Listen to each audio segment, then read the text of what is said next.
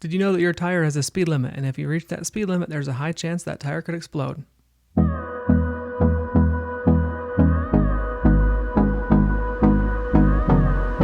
When it comes to tires, there's a huge range of information that you pretty much get blown away by. When you go to the tire store, you've got widths, you've got heights, you've got pressures, you've got all these different angles you had no idea even counted when you actually measure a tire. And one of those little things you don't really think about is the tire's speed rating, okay? As you can see in this picture right here, the speed rating is going to be the farthest on the right, that letter. And that letter is going to dictate the speed in which your tire can theoretically go up to if that tire is 100%, nothing's wrong with it, no wear. If the car it's attached to is weighed properly, it's not overweight, anything like that. It's not overinflated, not underinflated.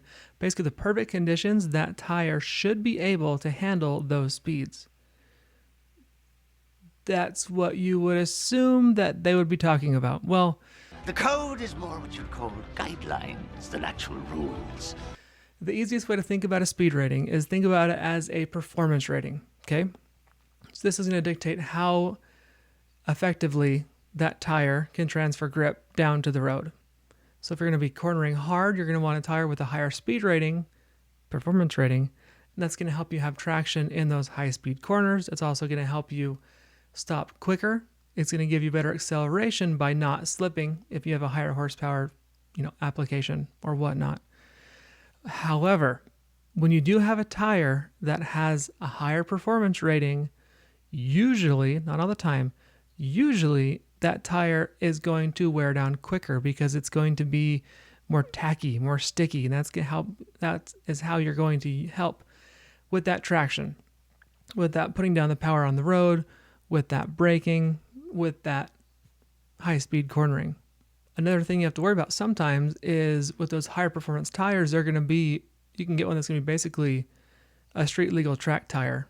And those you got to worry about having traction when the weather gets a little crazy, when it gets a little colder, or when it gets wet. Those tires do have a tendency to not do well in those adverse conditions because they're meant to be, driven on a track or driven on a road in perfect conditions, in which case you probably are not driving in perfect conditions.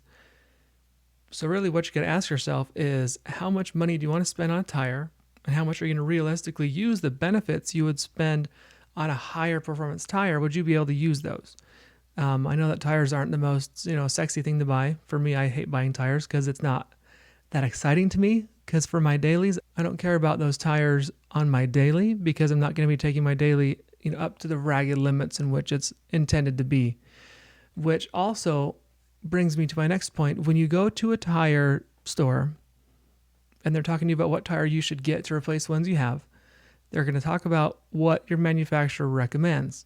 And that's not just them trying to upsell you. It could be make sure they're not trying to, sell you, Z-rated, V-rated tires for your Corolla.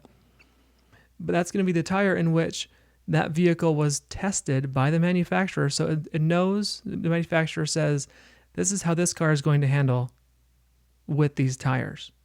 Now, as far as the actual tire explosion goes,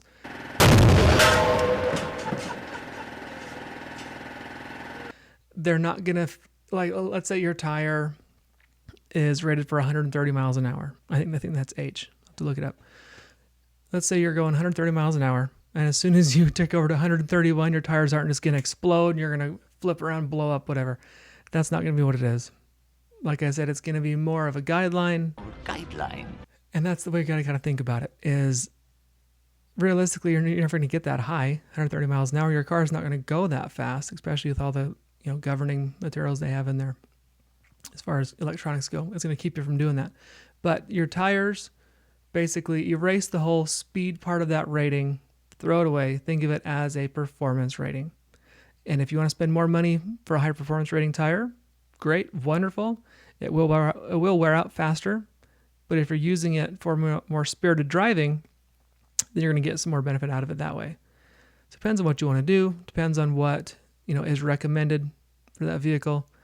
Like I said, I wouldn't put something like a Z or a V on a Corolla. Just don't. It's not worth it. It's not worth it that way. But look in your manual. It'll tell you what type of tire it does recommend, and I'd go off of that. You can go cheaper if you want, but... I can't stop! Help! There's a cliff! And your family's screaming, "Oh my God, we're burning alive! No, I can't feel my legs!" In comes a meat wagon. Woo, woo, woo. And the medic gets out and says, "Oh my God." New guy's in the corner puking his guts out. All because you want to save a couple extra pennies. You never know what's going to happen. If you go more expensive than that, chances are you're just going to be wasting your money. So, what do you think about speed-rated tires? Does that make sense? Does it not? Do you believe in such a rating, or are you just kind of like, throw on whatever tire works? It's fine. It'll be fine. Or do you put 0 rated tires on everything you own just in case? Let me know.